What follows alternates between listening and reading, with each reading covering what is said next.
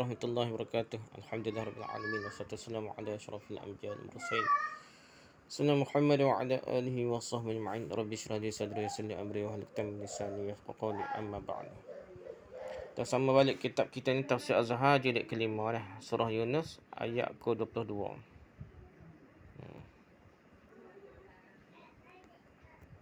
Ni sudah dah nak. 223 kita sudah dah. Sudah dah nak. Ni sudah dah dah. Kita pergi pada ayat 24. A'udzubillahi minasyaitonir rajim. Bismillahirrahmanirrahim. Innama masalul hayatid dunya kama in anzalnahu minas samaa'i fakhtalata bihi nabatul ardi mimma ya'kulun nas wal an'amu hatta idza akhadhatil ardu zukhrufaha وزينت وظن أهلها أنهم قادرون عليها أتاها أمرنا ليلا أو نهارا فجعلناها حصيدا كأن لم تغن بالأمس كذلك نفصل الآيات لقوم يتفكرون. Perumpamaan kehidupan dunia. Innama masalah hayat dunia. Perumpamaan kehidupan dunia ini adalah laksana air yang telah kami turunkan dari langit. Kama in anzalah minas sama'. Lalu bercampur dengan dia tumbuh-tumbuhan. Fakhtalata, bercampur bihi dengannya nabatul ard, tumbuh-tumbuhan bumi. Dari apa-apa yang dimakan oleh manusia mimma ya'kulun nas, dan binatang-binatang ternak wal an'am. Sehingga apabila bumi telah menampakkan keindahannya, hatta iza akhadhatil ard zukhrufaha, menampakkan perhiasan keindahannya, dan dia telah berhias dan telah berak sangka penduduknya. Wazayanat dia berhiasnya. Wazanna ahliha, dan menyangka penduduknya annahum qadirun 'alaiha. Telah bersangka penduduknya bahawasanya mereka sanggup menguasainya. Qadirun 'alaiha. Datanglah ketenangan kami. Ataha amruna. Datanglah ketenangan kami. Lailan aw naharan, malam ataupun siang. Nalan aw naharan faja'alnaha hasidan, maka kami jadikanlah dia licin tandas. Faja'alnaha hasidan, jadi kami jadikanlah dia licin tandas. Licin lah dah habis. Ka'allam taqna bil ams, maka kami jadikan dia licin tandas seakan-akan tak pernah ada dia kemarin, seolah tak ada tanam pun panggil dia. Kadzalika nafsul ayat liqaumin yatafakkarun, seperti itulah kami menjelaskan tanda-tanda itu untuk kaum yang mahu berfikir. Seterusnya ayat ke-25 dah. Seterusnya ayat 25. Wallahu yad'u ila daris salam wa yahdi man yasha ila siratim mustaqim. Dan Allah menyeru kepada negeri yang selamat, negeri selamat, dan dia akan memberi tunjuk barang siapa yang dia kehendaki kepada jalan yang lurus. Ayat ke-26 pula. Lillazina ahsanul husna wa ziyadah wa la yarhaqu wujuhahum qatarun wa la dhillah ulaika ashabul jannah hum fiha khalidun. Itu untuk orang yang telah berbuat baik. Lillazina ahsanul husna. Dan ada tambahan wa ziyadah. Dan tidaklah akan keruh wajah mereka. Wala yarhaqu wujuhahum, oleh kehitaman dan tidak kinaan. Wala yarhaqu wujuhahum qatarun wala zillah, tidak kinaan, tidak hitam dan qatar. Tidak keruh wajah mereka dengan hitam dengan kehinaan. Ulaika ashabul jannah, mereka itu ada di syurga. Hum fiha khalidun, mereka itu dalamnya, dalam syurga itu kekal, akan kekal. Ayat ke-27 pula. Wallazina kasabu sayyi'at jazaa'u sayyi'atin bimithliha wa tarhaquhum dhillah ma lahum minallahi min 'asim ka'annama ughshiyat wujuhum qita'an minal layli muslima ulaika ashabun nari hum fiha khalidun. Dan orang-orang yang mengusahakan yang jahat-jahat, wallazina kasabu sayyi'at, balasan kejahatannya itu sebanding dengan dia, jazaa'u sayyi'ati bimithliha, dan akan keruhlah mereka itu oleh kehinaan. Wa tarhaquhum dhillah, jadi keruh muka mereka dengan kehinaan. Tidak ada untuk mereka suatu pemeliharaan pun dari Allah. Dan lahum minallahi min asim. Asim ni pemeliharaan lah. Ma'asum ke apa tu, asim ni lah. Tidak ada peliharaan, penjagaan daripada Allah. Seakan-akan ditutuplah wajah-wajah mereka oleh potongan-potongan malam. ka'annama ughsyat wujuhum qita'an minal lail muzlima. Jadi wajah mereka tutup dengan pertengahan malam yang gelap, keadaannya gelap dah. Muzlimah dah. Ulaika ashabun nar, mereka itu adalah penghuni-penghuni neraka. Hum fiha khalidun, mereka dalamnya akan kekal. Okey, perumpamaan hidup. Poin tajuk kita besar kita perumpamaan hidup di dunia dah. Sudah Tuhan menyuruh membangkitkan perhatian kepada lautan dengan kapalnya yang belajar dan betapa hebat pertarungan badai di laut untuk mengukuhkan tauhid kepercayaan pada Tuhan.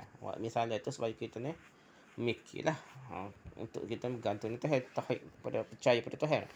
Sekarang Tuhan mengemukakan perumpamaan lagi dengan hujan pula dah, atau air yang turun dari langit dan betapa erat hubungannya dengan kehidupan di muka bumi ini. Hidup atas muka bumi ni kena ada air dah. Ada air kat hidup lalu dah. Kalau tak ada air, kekuatan tak ada hidupan. Perumpamaan kehidupan dunia ini adalah laksana air yang telah kami turunkan dari langit. Pangkat yang berlepak tu lah. Keseluruhan hidup ini tidaklah ada ubahnya dengan air hujan yang turun dari langit, baik dari segi rupanya ataupun kesudahannya. Iaitu bahawa kedatangan hujan adalah pengharapan yang sangat besar, baik bagi manusia ataupun bagi binatang dan bagi tumbuhan-tumbuhan juga dah. Sehingga peternakan dan penanaman amatlah bergantung kepada hujan. Kalau telah lama hujan tidak turun, pada suatu waktu kedengaran peti dan nampak awan gelap bergumpal, harapan pun timbul kembali dah. Dan bila dia turun dengan lebatnya, bergembiralah para petani, peladang dan peternak. Lalu bercampur dengan dia tumbuh-tumbuhan bumi. Tumbuh-tumbuhan baik rumput-rumput atau sayur-sayuran atau tanaman-tanaman yang tadinya telah kering layu, dengan turunnya hujan menjadi menconggah kembali dah. Menghijau subur, mendapat nafas yang baru. Sebab air hujan turun itu telah masuk meresap ke dalam dirinya melalui urat-uratnya. Dari apa-apa yang dimakan oleh manusia dan binatang-binatang ternak, pada kacang, padi, kacang timun, ketala, pisang dan lain-lain sebagai makanan manusia, telah kelihatan subur dan memberi harapan sebab hujan telah turun. Rumput-rumput makanan binatang pun telah menghijau sehingga kambing-kambing, biri-biri, lembu dan kerbau yang selama ini telah kurus kering, sekarang telah makan dengan asyik juga tidak berhenti memamah biak. Manusia dan binatang ternak sama-sama bergembira bahawasanya hujan yang turun ini akan membawa berkah. Tetapi kadang-kadang pengharapan itu bertukar dengan kecewa dan bencana, sehingga apabila bumi telah menampakkan keindahannya dan dia telah berhias. Padang yang tandus telah mulai menghijau, padi telah mulai mengandungi isi, lada sudah membintang timur, terung sudah ayun-ayunan, tebu sudah menyentak ruas, dan kembang bunga berwarni-warni telah mengayun di lemah gemalai, diayun dibuai oleh angin yang sejuk, dan kelihatan indah permailah bumi kerana perubahan yang dibawa oleh hujan itu. Dan petani menaksir-naksir berapakah keuntungan hasil ladangnya berlipat kali ganda pada tahun itu dah. Dan telah bersangka penduduknya bahawasanya mereka sanggup menguasainya, boleh hasil lah. Habis turun hujan, padi akan bernas dan hasil berlipat dan keuntungan akan masuk. Tidak lagi akan lapar dan lebih dari akan dimakan dapat dijual pula. Untuk membeli yang patut dibeli, pakaian lusuh akan terganti, rumah rosak akan diperbaiki, alat pertanian akan diperbaharui. Pendeknya melihat suburnya yang ditanam lantaran hujan, terasa terfikir bahawa semuanya akan dapat dikuasai. Tiba-tiba datanglah ketentuan kami, ketentuan Tuhan lah, malam ataupun siang. Rupanya datang ketentuan berlainan daripada harapan manusia yang asal tadi dah. Mikir, boleh kita makan sedap lepas ni dah. Boleh jual padi, boleh jual apa, boleh nutun nego, boleh kaya apa lah, boleh beli barang lain. Hujan itu terus-menerus berlebihan daripada jangka yang diharapkan. Ada juga dah. Kadang-kadang hujan hak kita harap memberikan harapan kepada tumbuhan dan makanan dah. Pada binatang ternak, tiba-tiba ia jadi pemusnah pula dah. Banjir pula dah. Hujan dahulu kata orang kita yang tinggal dekat gunung. Hujan jadi sangat lebat, kadang-kadang sampai sehari atau 2 hari, maka timbullah banjir atau air bah pula. Mengganah sungai-sungai atau pecah pinggir tanggul air yang tergenang. Kadang-kadang membawa runtuhan bukit-bukit, maka naiklah air sampai sekian meter, timbul banjir atau air bah pula. Orang tidak boleh lagi keluar dari dalam rumahnya untuk pergi ke mana-mana menguruskan hidupnya sebab telah sama rata di antara sawah, jalan raya, sungai dan kebun-kebun.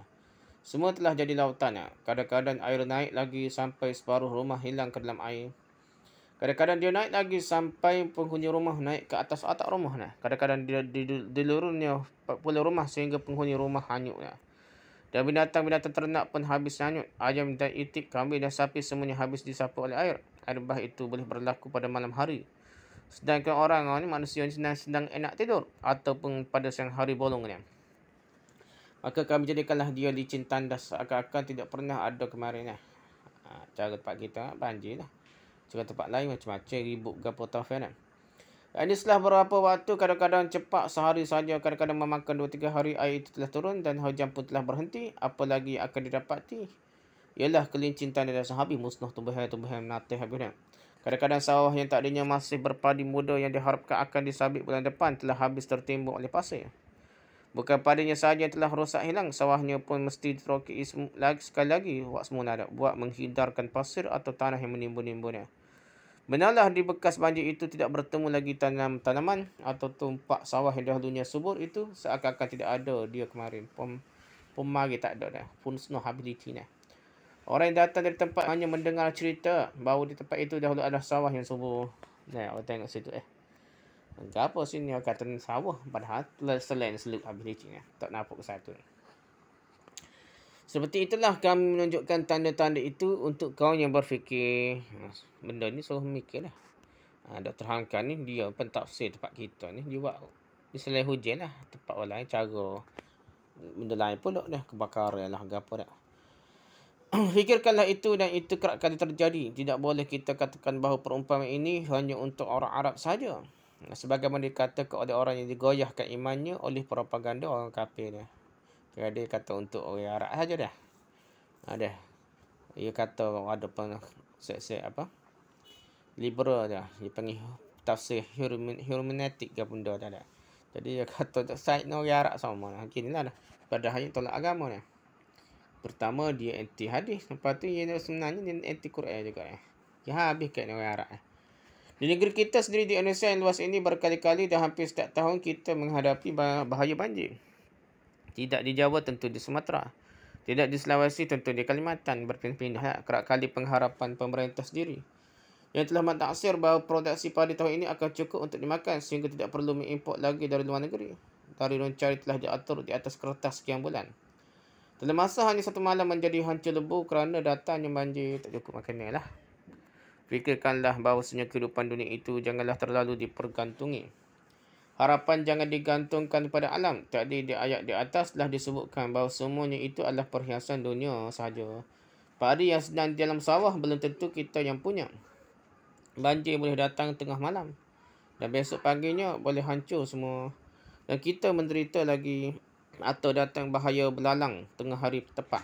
Tempat kita ni kurang. Dulu juga belalai lah. Sungai kuat lah belalai ni. Sebagai kerap kali kejadian di Timur Tengah. Di India, Pakistan, Iran dan di Afrika lah. Tempat situ serangan belalai. Beribu-ribu belalai. Juta-juta lah. Datang berjuta-juta belalang. Dia hinggap barang 10 minit saja. Dan dia pun terbang kembali. Maka tinggallah tunggul jagung. Habis licin jagung makan dia. Sedangkan isi jagungnya telah habis licin. Tinggal batang gandum. Sedang buah gandumnya telah dibawa terbang oleh belalang. Bukanlah ayat ini bererti melarang kita berusaha mengatasi banjir dengan memelihara baik-baik hutan, cadangan atau mengorek sungai supaya jangan dangkal. Bukan kita tak buat preventif ayat ni lah. Tak boleh banjir untuk hadapi banjir ke tak? Untuk hadapi belalai ke serangan bencana ada. Atau membanteras hama belalang, hama tikus dan sebagainya. Maksud ayat ialah melarang terlalu menyangkutkan hati kepada perhiasan dunia sehingga lupa akhirat. Matlamat ayat ni nak cerita. Janganlah terlalu yakin dengan dunia lah. Hasil dunia. Bukan tak secara langsung tapi nak suruh kita ni bergantung dengan akhirat lah. Sehingga lupa akhirat tak sini. Atau terlalu percaya kekuatan sendiri. Sehingga lupa kepada kekuatan Allah. Terlalu kerak, terlalu berharap akhirnya tertiarap katanya. Optimis yakin lah. Hati terpaut kepada yang fana sehingga lupa bahawa di dunia ini hanyalah singgah sementara sahaja untuk memperkuat persiapan bagi menempuh hari akhirat. Dan Allah menyuruh kepada negeri yang selamat, negeri selamat lah, akhirat lah. Pangkal ayat 25. Ingatlah bahawa perjalanan ini masih jauh. Ada sesuatu yang kita tuju, iaitu suatu negeri yang bernama Darussalam, negeri bahagia. Negeri selamat, kampung sentosa, itulah dia syurga. Oleh sebab itu, maka selama dunia ini, bekerjalah dengan mengingati tujuan yang terakhir itu. Jadikanlah dunia menjadi persemaian buat mengambil hasilnya di Darussalam itu. Dan dia akan memberi petunjuk barang siapa yang dia kendaki kepada jalan lurus. Ujung ayat ke-25 dah. Siapakah yang dikendaki oleh Tuhan untuk diberinya petunjuk? Tentulah orang yang sekali memohonkan petunjuk itu dengan bersungguh-sungguh. Jadi orang minta sungguh petunjuk, baru Allah beri petunjuk dia. Sebab itu maka dalam setiap rakaat sembahyang, baik yang fardu ataupun yang sunat, hendaklah kita membaca Al-Fatihah. Yang salah satu di antara ayat ini ialah memohonkan petunjuk Tuhan kepada jalan lurus. Ihdinas siratal mustaqim. Di ayat ini Tuhan menegaskan bahawa dia akan memberikan petunjuknya itu kepada barang siapa yang dia kehendaki. Sedangkan kita sendiri pun menghendaki mengingini petunjuk itu, sebab alangkah bahagianya kita kalau keinginan kita yang kita sampai kepada Tuhan setiap waktu sesuai pula dengan kehendak Tuhan. Jadi untuk berjaya ni, kalau Tuhan ada kehendak dia juga dah. Kita nak, dan Allah nak bagi, nak juga beri hidayah kita, baru boleh kita boleh hidayah dah. Sehingga hidayah sesuai dengan taufik. Lalu ayat selanjutnya memberi ketegasan terperinci siapa yang akan diterima dalam negeri yang selamat atau Darussalam. Dan siapa yang akan diberi petunjuk jalan lurus itu. Iaitu untuk orang yang telah berbuat baik, akan diberilah ganjaran yang baik. Pangkat ayat 26. Sekali lagi ditegaskan dalam ayat ini, bahawasanya Tuhan memanggil, Tuhan menghimbau, marilah kemari ke Darussalam. Tuhan panggil kita dah. Tuhan sendiri pun bersedia memberi petunjuk kepada barang siapa yang dia kendakinya, dikehendaki oleh Allah, iaitu orang yang mahu menerima petunjuk. Allah nak beri petunjuk ni pada orang yang mahu menerima petunjuk dah, untuk menuju negeri itu. Allah panggil kita dah, supaya kita ni nak menuju negeri yang selamat, Darussalam dah. Orang-orang itu telah membuktikan kesediaannya dengan amalnya yang baik. Tanda nak tu, tanda yang amal, bukan duduk saja dah. Dengan kerja dan usaha, bukan hanya kesediaan di mulut saja, padahal tenaga tidak diberikan. Maka orang yang telah beramal baik itulah yang akan terima di Darussalam syurga lah, syurga Jannatul Na'im, negeri selamat. Menerima ganjaran yang setimpal, dan ada tambahannya lagi. Artinya sedang amal baik diberi ganjaran yang baik, atau ahsanu, lalu mendapat al-husna, sebaik-baik dah. Ialah orang yang tidak berhenti berusaha baik. Jadi dia ni nak baik semua dah, tambah sama kebaikan dia. Mereka berani membangun dan memelihara, itulah dia ihsan. Antara itu, kalau selain dari ganjaran yang patut diterimanya, dia pun diberi tambahan lagi berlipat kali ganda oleh Tuhan. Adalah itu sesuai dengan sikap hidup yang telah dilaluinya. Jadi sikap hidup di atas dunia dulu pun dia ni semua nak tambah kebaikan, buat benda baik dah. Buat baik dah, nak tambah lagi benda baik. Jadi Allah pun nak tambah lah ziyadah kebaikan di syurga nanti ni. Apakah tambahan itu? Menurut kebanyakan hadis, tambahan utama di Darussalam, di syurga itu, ialah bila mana kelak telah diberi kesempatan melihat wajah Tuhan. Ziyadah. Dan tambahan tu, selain daripada nikmat syurga, ialah melihat wajah Tuhan. Kebanyakan hadis cerita gitulah. Dan tidaklah akan keruh wajah mereka oleh kehitaman dan tidak kehinaan.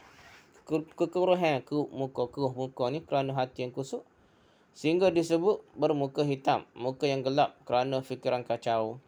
Tidaklah akan bertemu lagi dalam syurga itu. Kalau dia masuk syurga, tak ada dah nak rusing ke, nak farah ke, nak nungging ke, tak ada dah.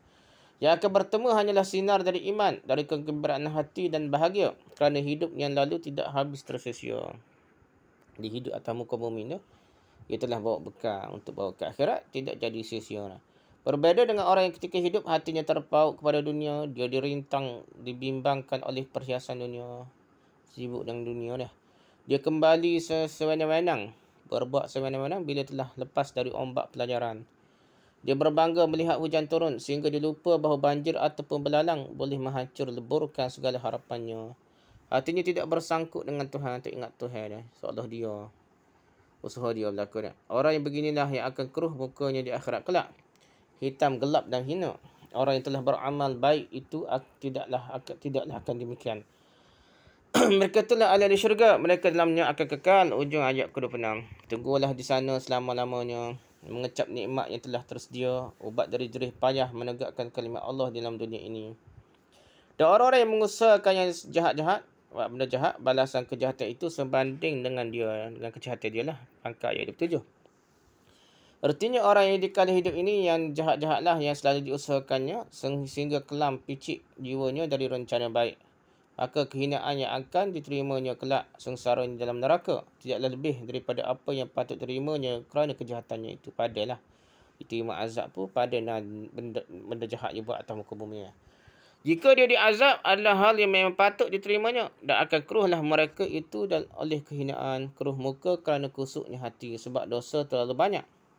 Zalim, kejam, kepalsuan, kemunafikan dan kedurjanaan dan bertumbuk-tumbuknya dosa-dosa yang lain. Semuanya itu menyebabkan muka keruh kusuk. Ditekan oleh rasa hina diri kerana dosa. Di akhirat seksa. Dia akan jadi muka keruh apa ni. Kusuk, hina dah.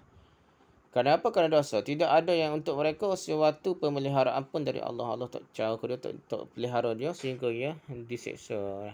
Tidak ada tempat melindungkan diri lagi, tempat bersembunyi. Seakan-akan seorang yang berjalan bersembunyi-sembunyi di tempat yang gelap menyangka tidak akan kelihatan oleh orang lain. Tiba-tiba datang sebuah mobil memancarkan sinar lampunya dengan keras sehingga jelas sama sekali muka orang yang sengaja hendak sembunyi itu. Dia buat umpama kan, kalau orang ni nusuk nak curi kau nak gapo dah gelap dah.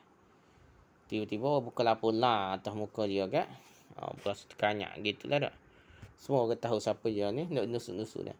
Maka segala berhala, segala kayu keris, wali, tok kamak, azimat dan berbagai-bagai ragam itu yang disangka dapat melindungi mereka, tidak ada satu pun di saat itu yang muncul buat melindunginya lagi. Dan tangkar gapo dah, bersebih gapo dah. Ada kayu kokar gapo.